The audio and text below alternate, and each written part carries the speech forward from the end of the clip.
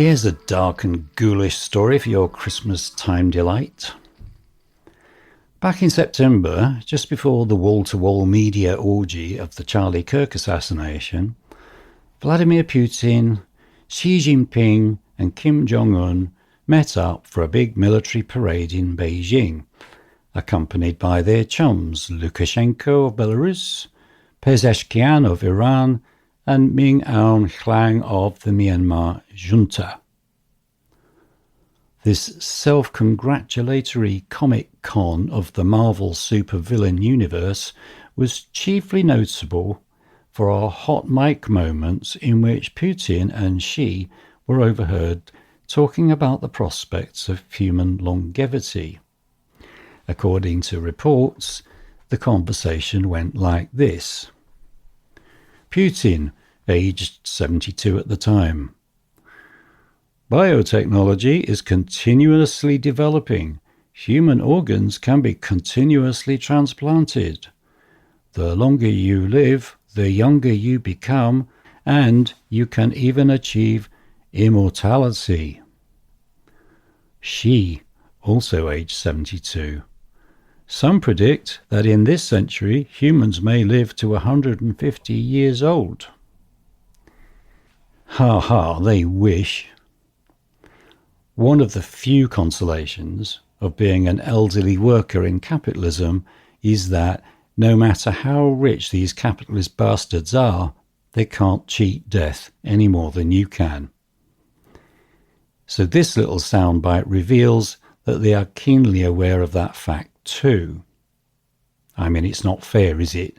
You go to all the trouble of demolishing democracy, crushing your opponents, cowing your population, making yourself dictator for life, only to have death pull the rug from under you, just like it does for the little people. It's not just the autocrats, of course. Donald Trump, while not believing in exercise or healthy food, nevertheless appointed longevity enthusiasts, including R.F. Kennedy, to key health posts. Rich Silicon Valley tech bros like Peter Thiel and Jeff Bezos also harbour Methuselah aspirations, reasoning that if there's any way to extend life, their money will find it.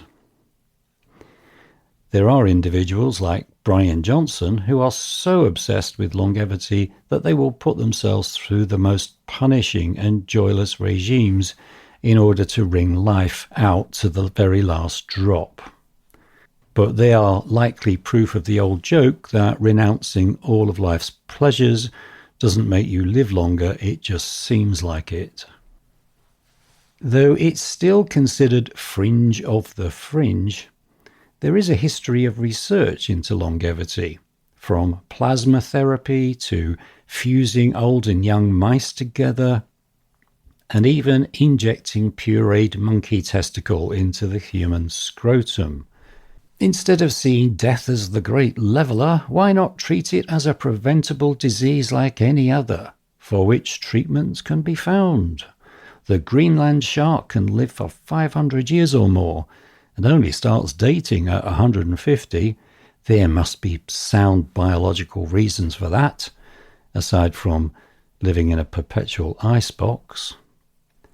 The World Health Organization in 2018 included old age as a disease in its 11th edition of the International Classification of Diseases, until vigorous protest made them remove it again. Because for critics, pathologizing a universal process involves serious ethical concerns, stigmatizing old people as having something wrong with them. And then again, there is the big picture. Death is the reason we exist. If animals didn't die, there would have been no evolution and therefore no us. If humans became immortal, society might ossify and you'd have to abolish children. But never mind big pictures and bleeding hearts, think of the profits. As one critic put it, They are interested only in the biomolecular and the monetizable. They seem strangely uncurious about the enemy they have declared war on. Aging to them is simply a technical problem that can and will be fixed.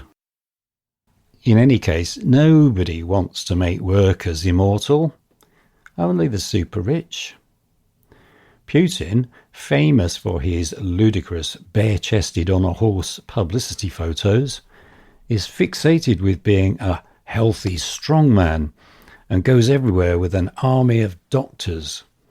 He doesn't drink or smoke, and he's put billions into anti-aging research, stem cell cloning, and organ transplant technology.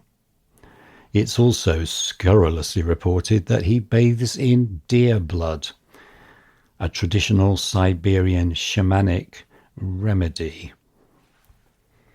In all this, he is no doubt encouraged by his inner circle of hangers-on, who warmly appreciate that keeping him alive is their ticket to staying in power.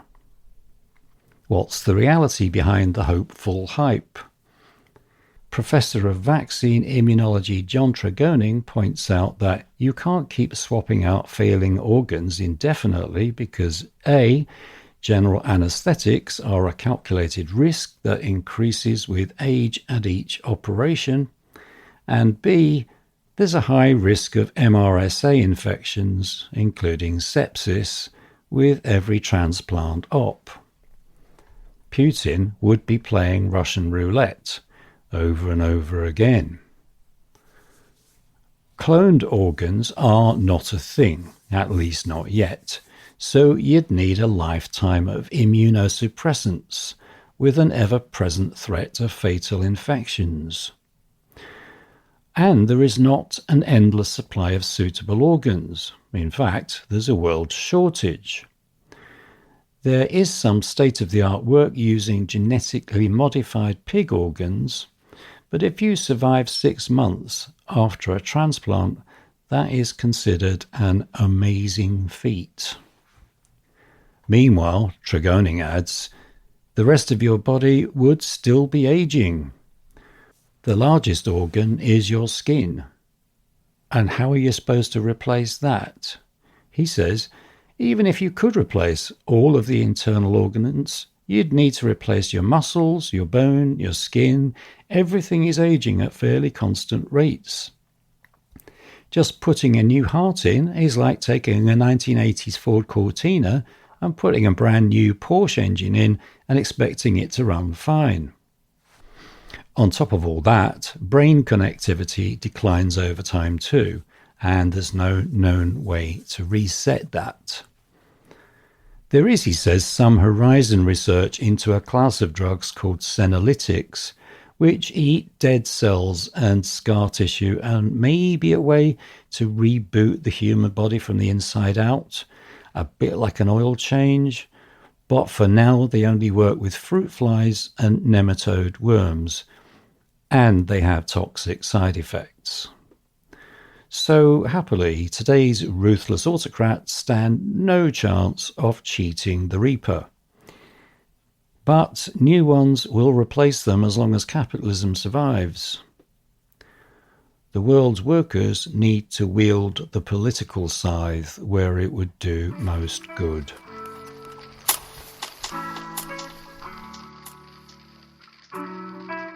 You have been listening to World Socialist Radio, produced by the Socialist Party of Great Britain. If you would like to find out more, you can visit our website, spgb.net.